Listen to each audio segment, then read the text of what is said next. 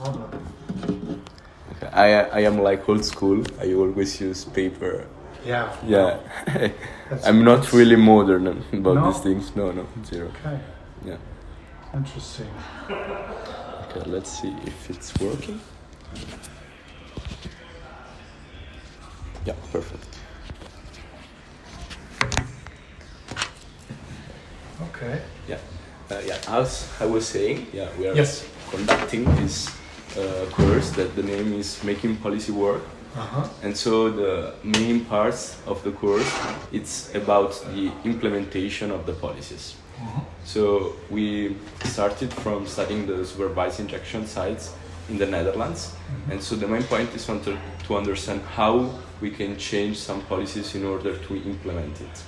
So first of all, I would like to ask you which is your opinion about supervised injection sites in general? What do you think about them? About Drug consumption rooms that are these places where people can be injected by drugs. Yeah, and there is one here in Utrecht, in the Trimbos Institute, and there are 4 in Rotterdam. So there are these places where people can be injected by drugs in a supervised way in order to don't use drugs in a bad way. So I don't know, I would like to know your opinion about it in well, general. that's great. Yeah. I think Trimbos is a very well respected institution over here, and they do a lot of research on drug abuse, and this is one of the methods they use for people to experience drugs in a safe way. So, yeah, Perfect. great. Yeah, because of course it's really argument topic in terms that a lot of people can have different opinions about that. So I would like to ask you how much this view depends from your political parties, from your political view. Not. This is probably really in line with our political view, because my party is. In fact, my party is for the individual can decide on its own if he uses drugs or not, but there's topics on health, there's topics on safety, there's topics on disabuse, which you should relate to. Okay, perfect. But in fact, each human has to decide on his own whether they use drugs or don't. Okay. So, Yeah, you strongly believe about self-willing, yes. so people can decide by themselves. Yes. Okay. And this view is agreed in Utrecht parties, in other politician parties? In some political parties, yes. Okay, And some not. perfect. And so there are a lot of Some divisions more, inside? Well, the more, let's say, Christian parties, Uh-huh. they don't agree. All drugs should be banned. Mm-hmm. And there's other parties who don't really think drugs should be banned, but stay much more on the aspect of safety or what's that called? Can't find the English word for. But- Well, when there's junkies on the street, Okay. Yeah. beggars, that kind of stuff. Okay. So there's a different opinion in that, but most political parties in Utrecht feel about the same way we do.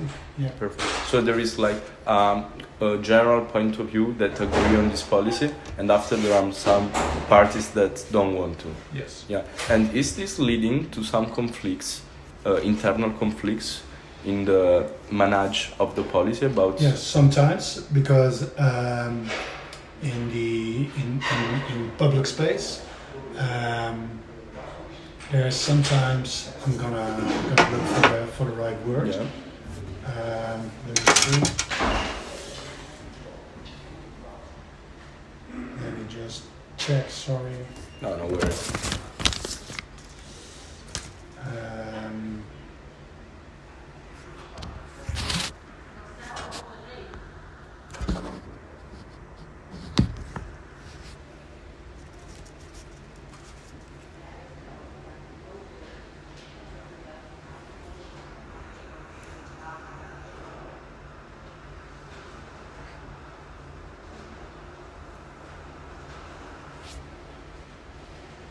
Nuisance.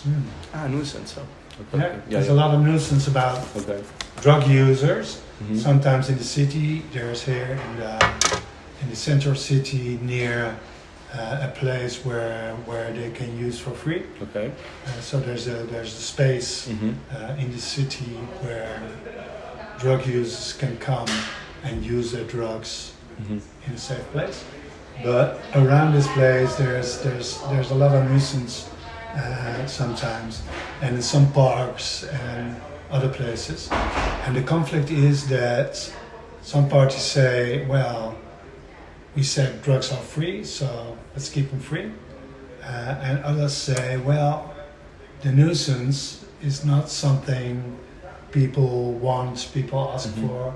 There's much complaints from people who live there, Okay. from Neighbors. yeah, but also from entrepreneurs who Mhm. have their businesses there, Okay. and where They don't want to. Yeah, well, they don't want to because there's a lot of nuisance on like in pubs where people are on the terrace and people come to bag and all kind of stuff, and they don't want it. So there's always always have to search for a balance in what do we accept as a community from nuisance of drugs, and what do we accept from people who want to use drugs. Mhm. So this has to be a balance, and there is sometimes some discussion, but in the end, I think in Utrecht we found a way to deal with that, and that's for now it's okay. Yeah, and the way to deal with that, your political party, how is the process? What were the things that you practically did to deal with it? Yeah. Well, the mayor did a proposal. We want to ban the public use of drugs in Mhm. public space. So, and they wanted a ban in some parts of the city, Okay. parks, a part of the center. And for now, it is banned to use drugs in public Okay. there. Okay. And my party, however, in favor of people to use drugs when they want, agreed to the proposal because we said the nuisance is that big for the environment, for people who live there, for the entrepreneurs, that it's not acceptable anymore. Okay. So I don't know if you know the situation a little bit. Yeah, I'm here just from 2 months, Okay. so I don't have a really Well, big. there was a park near the Schouwburg. Going to Science Park, To- going to the street to go to Science Park. There is a park there with not like the another Science one Park. No, in the center of the city. in the center. Okay. So 2 parks in the center of the city, and in these 2 parks there was a lot of junkies, dealers, all kind of illegal stuff, Okay. prostitutes, whatever, and this led really to a situation who was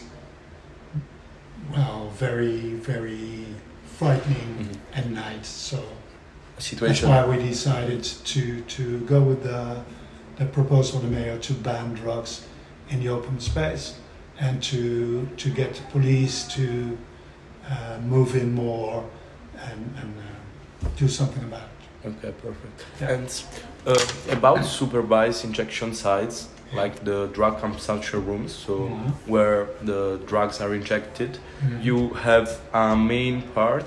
You are actors about the policies that are implementing in this kind of field, or you just talk and deal with the drugs in the. No, we're not actors because this is a responsibility of the country, Mhm. of the laws of the country. We can't decide over these laws. Okay. What we can in our community is create spaces Yeah. for people to come to and do what they want Perfect.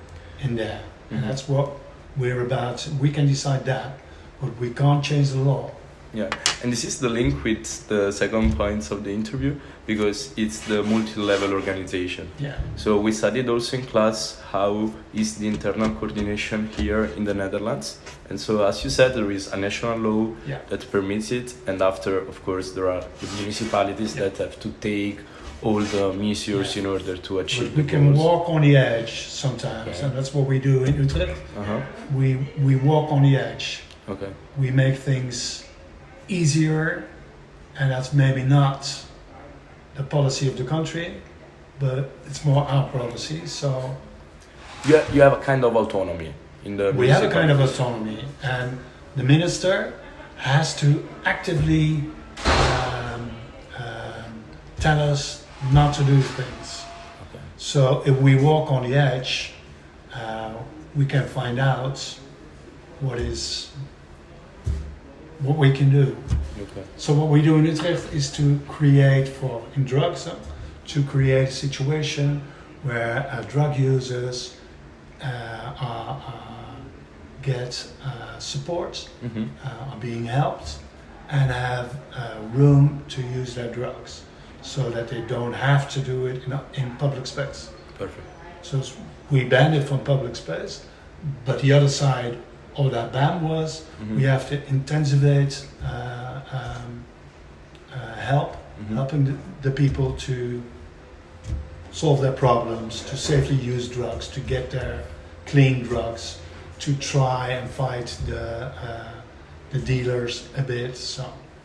The most interesting things that I'm understanding now, talking with you, is the fact that I think the political parties have the main goal of be sure that the public safe is preserved. Yes. So I'm understanding now that probably we didn't have this point of view with my teammates No. before, because of course we thought that it was for public safe, but we were talking more about an ethical or moral thing about drug consumption rooms. But I appreciate this new point of view that because that's, I can imagine that you didn't think of it, because this is always the point in politics is always the balance in the things you do, and sometimes the balance goes to safety, and sometimes the balance goes to free drug use. So it's always looking for what is acceptable for our public, because we are here for the city.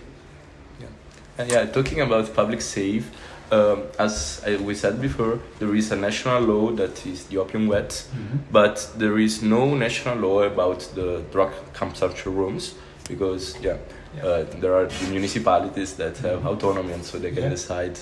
And do you think that a national law about it could help to have more public safe, to manage the situation better? No, because the problem in national law is, well, you know who's in charge in the Netherlands now, and this government would do much harm over there.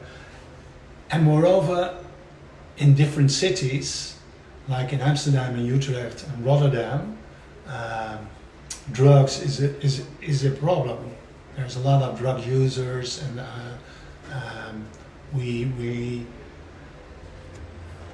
a few years ago, we were the only city in the Netherlands who didn't prohibited drug use in public space, and so because we hadn't banned that, we were a magnet for all kinds of drug users from all of Europe to come here, like Italians. We had a group of about 150 to 200 drug users, which were really bad in problems, with bad health and much nuisance, all kind of incidents. And there were a lot of Italians, not a lot, but I think maybe 20 Italians. But that was because we're the only city where this was possible. And when we banned that, we now have a group of maybe 30 to 40 users who are still giving trouble, and this incident with. But this group is very much smaller. So the community has to have the means to do something about their particular problems. So it shouldn't be a decision of the national law, the state, but it should be really stay in the community, because this is different in Utrecht than it is in Tilburg, or it's different in Utrecht than it is in Zeist. So there's much difference, and you should be able to have local policy on that. I think that the level of discretion, it's really important in this policy, and having a municipality that can do by their own help the discretion that the municipality themselves. Yeah. And so, how could you rate the internal coordination from 1 to 10 between the national law and the states and the municipalities? Because of course we said that it's something that is related to discretion of the municipality, but the internal coordination, there are some helps about it. Well, this is it's an interesting question, because right now, I don't know how much you know about politics in the Netherlands, but right now we're having a big conversation with the national level on finance of the municipalities. There's a big gap in finance. The tasks where we have to do by law, like for youth and like for all kind of public tasks we have to do. We don't get enough money for that. Okay. Our mayor is the chairwoman of the VNG, which is the combined communities, the mayors of communities, which make a statement to the national level. So the cooperation within this community to the national level is a point of discussion. So if I would rate it, it depends on the theme. Right now, it gets a bad rating for me. Just now, in my fraction, we are preparing a statement on the Voorjaarsnota. It's a financial piece which comes in spring, and which is a recapitulation of the begroting, the budget for this year. We now talk about how we want to change this budget, and we are talking about what are we going to do, because if we calculate the budget cuts which we get from the national level, we don't have enough money. We're in loss. And our discussion is, will we show that or will we not? Will we make a budget concerning which is in line with the cuts we get, so that the budget ends up? Or do we show this is how much money we need more? So what's your direction right now about the two things? I think we're gonna present a budget below zero, so with a shortage of money, and it's going to be huge. Perfect. Yeah. So this is a political thing. This is my party who does that, and it's not the municipality who will accept that. So the rest of my colleagues will say, nicely done, but this is our budget. So it doesn't matter, but it's a political sign, and we want to make the political sign. Yeah. So I understand how it works, the internal coordination in the Netherlands, and something maybe more spread. I would say the coordination at European level about the topic that we are discussing. So drug consumption rooms. I think that you are one of the pioneers, together with Belgium and Ireland, about these drug consumption rooms. And so, do you feel like sustained by the European Union about doing what you do, or you don't feel this? Well, we're a European party. My party is all all countries in the European Union active. So our policy is a European policy. The policy we have as a party is a European policy. Our maps in the European Union do present this policy in the European Union, but in the European Union is Hungary, is Poland, is Slovenia, is Austria, which are countries who have a very different view on drug use, Yeah. Germany even. Yeah.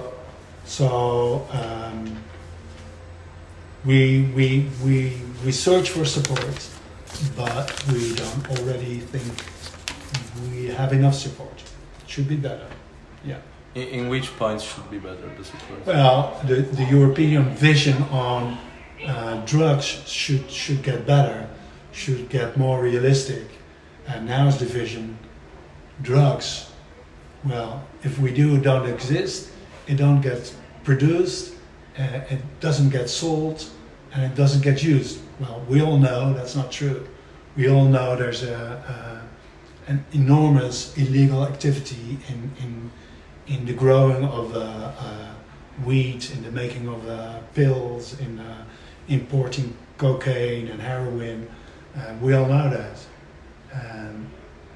But we don't act like that. So we should make a European policy on drugs. What do we accept in drugs? Could we get legalization of soft drugs, for example? What is soft drugs? What do we understand in soft drugs? That kind of policy should get European. Mm-hmm. And we're a warm political party who would like to implement this in the European Union. Yeah. So I understand that the internal coordination in Europe maybe it's not implemented as it should. No. And it's political. It's really political because politics in Europe, well, it's just like you say in Belgium, the Netherlands, Ireland. It's normal to talk about drugs and it's normal to talk about drug policy, but in Poland, Hungary. Also in Italy, there's no this open mind that we are. Yeah, but in Italy there's a lot of drug use. Yeah, a lot. There is a lot of criminality, and so it's Yeah, connected to a lot it's of connected drugs. to criminality. Yeah. Well, and this connection, and that's really interesting, because in all countries and in all Europe, there's much talk about criminality on drugs, but there is no discussion on how could policy concerning drugs influence criminality. Would it really? Well, there's an experiment in a few cities in the Netherlands now with legal drugs growing, to legalize that. Mm-hmm. Unfortunately, Utrecht didn't take part in it because not all coffee shops in Utrecht wanted to participate. That was really a shame. But this experiment affects criminality. That if you grow your own drugs, you can get tax from selling drugs for the government. You don't have criminality because you grow it yourself and you can buy it. So what would it be the effect? This kind of experiments should reach the European level so that we can see what we can really do in changing policies in this point. Yeah, by my personal point of view, I really think that the two things are completely related. Yeah. And I don't know how the European Union don't take measures about it. Because I think that it's really, really clear that the two things are connected. Yeah. So start easy and start with soft drugs. And then if you legalize that, and if you make this chain a safe, healthy, easy chain, like we sell cigarettes, like we sell alcohol, it would help a lot. And maybe you can focus then on the real bad criminality, on cocaine and on heroin, on the real bad stuff. So Should be different. it should be different, yeah. Now I want to move before to Yeah. ask for the most important question, that is the implementation, with a little game about some theoretical things that we did in class, because we talked about the success or the failure of a policy. Mhm. And so first we were wondering to explain what success is. So what success in a policy is. And so we find out different type of success. The first one is the programmatic. So it means that the results that at the beginning, when the policy were implemented, are effectively reached. And so the first question is about it. So how much the policy about drugs, about supervised injection rooms, have some programmatic success. So how much the results reflect what you really wanted at the beginning. Well, there's to be honest, there's two different answers possible to the question, because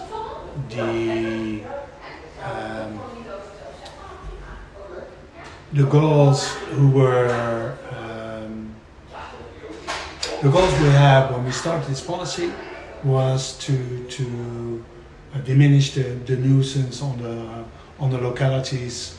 We decided there's no this is too much for people who live there and for the entrepreneurs and stuff. Well, that is fully reached.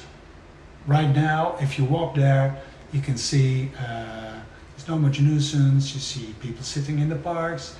There's no dealers anymore. There's no criminality is gone low, so that helped very much. But what we see is what we call the waterbed effect. Okay. And waterbed effect means if you sit on a waterbed here, you sit, but on another part of your waterbed, the water rises. Nice. So what you do in the city is you diminish the nuisance over here, but you see it starting in some other place, and that's what we see now.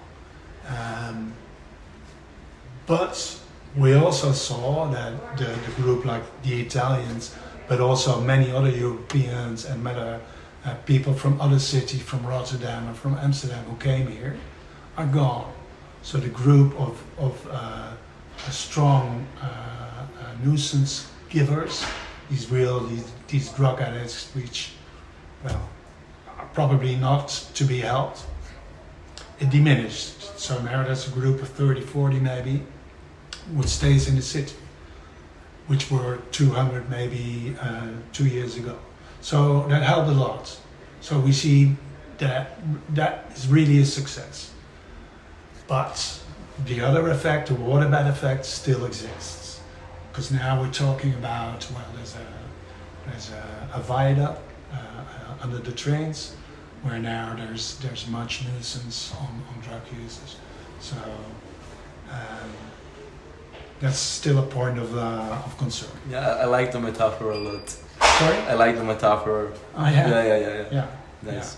And okay, this is about the programmatic one. Yeah. And about we already talked about before about the process success. So the process success is when political parties, as we were saying before, agree or don't agree with a policy. Yeah. So we already talked about the one that agree and the one that don't. Yeah. But in the implementation and in the creating of the policy, during the period, there was this kind of success in terms of people were agreeing without too much noising, without too much hardness during the implementation? Or? No, we had much discussion with a certain political party, which always wants to review this every year again and again and again and again. we said, well, we have a clear success now after 1 year. Let's not keep talking about this because we have the success rates. And yes, we are a party which is for free use of drugs, but not for an enormous amount of nuisance in the city. So we have this measure, it's a success, let's keep it this way. And let's give our mayor the possibility to be a bit flexible in what she does, and we'll agree on that. But there's other parties who are really make this a political point to again and again and again discuss about it. So yeah. And so yeah, the last one is about the temporality. Yeah. So you think that this could last in the next years, in the following years? Well, no, we have to review it. We have to review the success. We have to keep up with, is it still successful or is it not? What's happening? So, but it's my task as a councillor to ask the mayor in this case, to ask the mayor what's happening, how is it going? Give me the results. But we don't have to keep on discussing that. We have to discuss it when we see that the results are failing. We have to discuss it again when we see there's another effect coming out, when it's not happening anymore. Or we have to discuss it when we see that drug abuse is rising or something. But we have to have a reason to discuss it, and not as a political instrument, because that's not what my party is about. My party is, let's discuss it where necessary, okay, but not as a political point, because we had this policy, and it seems successful, that it is on a certain level successful, so let's keep that. Yeah. Perfect. Okay, we were talking about not political aspects, but the last question, because I don't want to steal you much time, it's about political. Because our course is about the implementation of the politics, and so how the politicians could lead to some results in implementing the policy itself. So I think that the best way to understand which are the methods to implement it, to improve the things that already have done, is to ask to a person that is directly involved in it. So I would ask you a question that is, which are the best methods, the best implementation plans that could be created in order to lead in more and more success about this policy?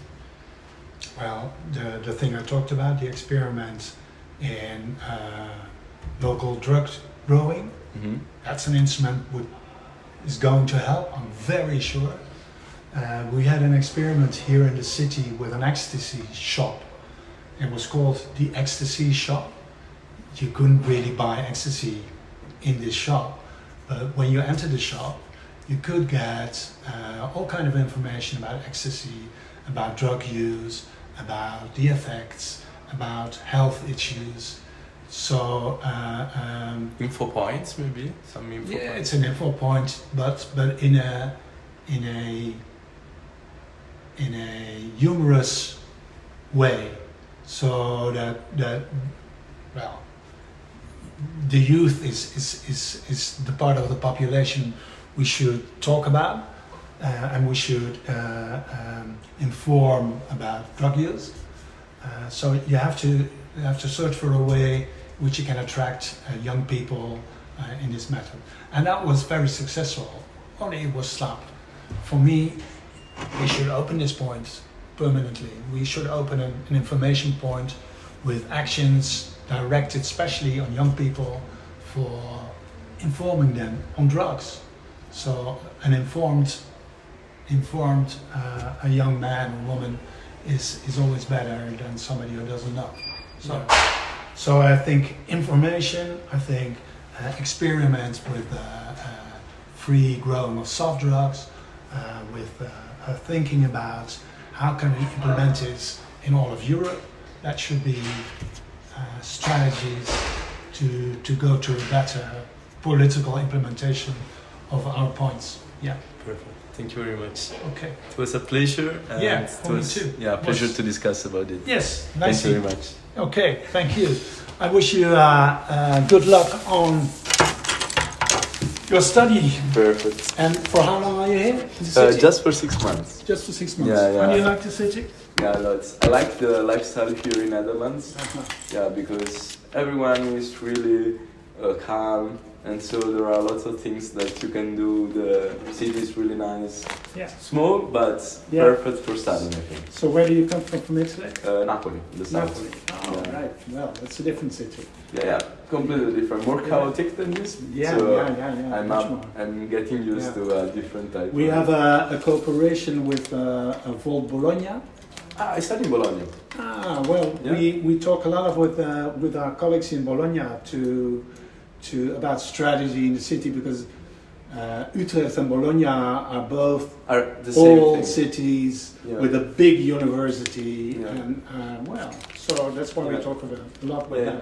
But Bologna and Utrecht, I study in Bologna from 2 years, since Ah. 2 years, and I think that they are the same place. Yeah. Because more or Yeah. less there are 300,000 Yeah, people, yeah, habitants. yeah. Yeah, the university has 70,000 students. Yeah. So it's completely the same, and also the Yeah. lifestyle. Utrecht is a little bit bigger Yeah. than Bologna, yes. It's a little bit bigger, but it really actually is much alike. Yeah. We do the same with Volt Cologne. Bologna. Yeah, that's much bigger. Uh-huh. It's more than 1 million. But it's also an old city with big university, and so we talk a lot about it. Bologna one, I think that is the ancients in Europe Yeah. about the Yeah. university. Yes, it's the oldest university in Yeah, in the Europe. eldest Yeah. university in Europe. Yeah. In fact, when I go to study, I always go in places with Yeah. stages and Yeah, it's beautiful. Yeah, it's I was really there to visit. We had a campaign meeting with them, and that was really good. yeah. I'll bring you down. Perfect, thank you very much. The Red City, Bologna is called the Red City. Yeah. I will take a second for my jacket that I left over there. Yeah, no worries.